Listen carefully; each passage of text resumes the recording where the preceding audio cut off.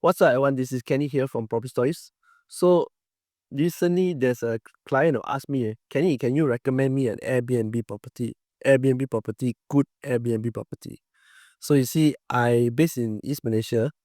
I'm working in the government sector. This person is a professional. I'm working in the government sector. So I come to meetings in KL like few days in a row, and then sometimes it's a week, and I stay in Airbnb. Why not I just buy? That's what he asked. So he asked me to look for Airbnb properties. Then we went through the pros and cons. In the end, I advised him not to buy lah. Continue renting Airbnb. Okay. So the logic here is this. The first one is that if you buy Airbnb, right, operator, you need to pay high operator fees. I heard Airbnb operators can charge you up to 30%, 30-70 profit sharing basis. You got profit 30-70, no profit, you are the one paying the loan. Okay. So less risk for the operators, but more risk for you. That's what I told him.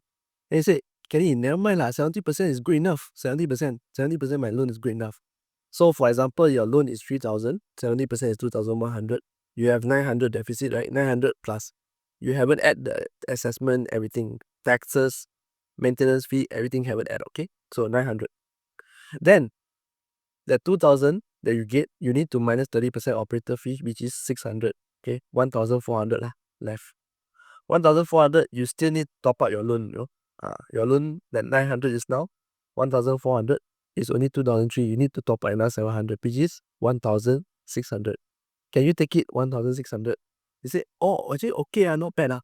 But what if the occupancy rate is not that? You know that Airbnbs, we are targeting those tourists who are on holiday or people who are meeting, depending on where you do the Airbnb. But mostly tourists. Okay.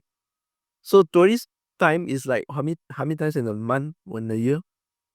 Maybe December, okay, and then school holidays. That's it.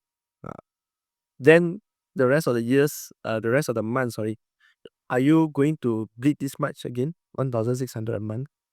What's the opportunity cost? The second part, we talk about opportunity cost. What it means by opportunity cost is that if you choose something, right, the simple explanation is that once you choose something, you let go of another option.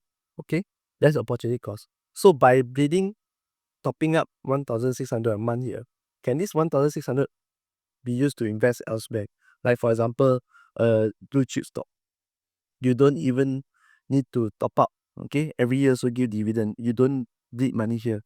So that is what we calculated and say, oh, okay, maybe that is more reasonable and it's less hassle. Not less hassle, zero hassle. Just every month put in 1,600 the dividend, a blue chip stock example, and every year you get dividend, no hassle free. Don't need to manage tenant, don't need to do maintenance on the property. Which brings me to the third point, maintenance and refurbishment to keep up with the competition. Okay, so what it means by maintenance here? Maintenance here is that you get the new property, of course everything looks all rosy. Okay, over the years, especially for Airbnb properties, because you're going to have a high wear and tear, so things break very fast. So things will require more maintenance. Maintenance will increase. Okay, so your maintenance fee also will increase. So that's inevitable. And remember, as time goes by, competitions will come. So people will have a lot of choices on Airbnb. People will have a lot of choices, and you need to upgrade, change the decoration, put some things different to lure more guests come in, to attract more guests, not lure, attract guests come in. All right. And this is something that actually an owner experienced. One of my colleague actually sold a property. This property is a beautiful property. It's a landed property. It's not in the city center, it's outside. But it's doing quite well at Airbnb. 1 month sales is about 5,000. Okay, 1 month sales 5,000. The property is a corner house, landed corner house. Was refurbished. I'm not refurbished, renovated, so nice, I tell you.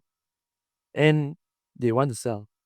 Okay, because they said, right, the maintenance, they've been doing Airbnb for 6 years, so the maintenance is about 12,000 a year just to repair, repair things, maintenance here and there, the house piping, everything lah.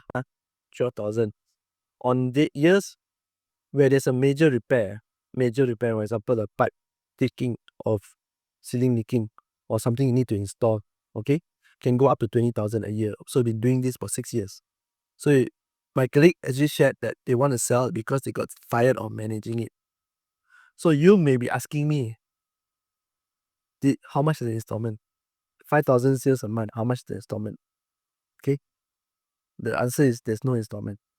Okay, because this property is fully paid, and yet these owners choose to sell because they cannot keep up. They already say it's tired maintaining, number one. The money is good, but tired maintaining is number one. Second is they have to keep up with the competition. More and more competition around the area, landed property also keep up with competition. Change the wallpaper, change some furniture, take different angle, those small little things that you need to stand out to attract the guests. That's one that do. This one, they got no loan. That's why you look at the ROI, the return on investment is very high. Imagine if you got loan. How? Landed property, example your loan is 4,000. 5,000 minus 4,000, if you give operator 30%, what you get? You get negative some more. Okay? 4,000, 4,000 on the Airbnbs these days, installment is normal, no?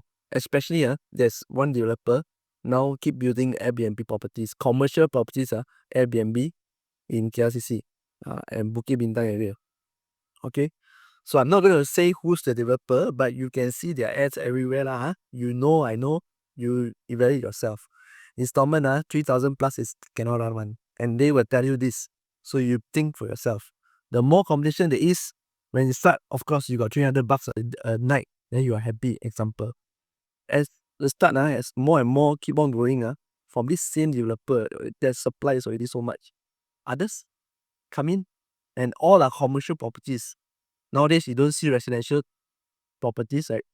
They focus on Airbnb because DBKR has banned the partition. If you want to do Airbnb, right? Partition is one. You can have more guests. Although, yeah, I expect they wouldn't want to do this, but there are places where partitions can help. Okay, and there are also a lot of own stay especially in KL, not direct in the tourist hotspot KLCC, that don't want Airbnb. They outlaw Airbnb because they own stay. And Airbnb properties, right, usually is those small units.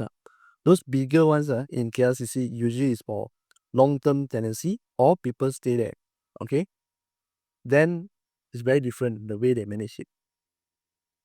However, coming back to the point is that don't just look at the numbers. You must think of what's the expenses also.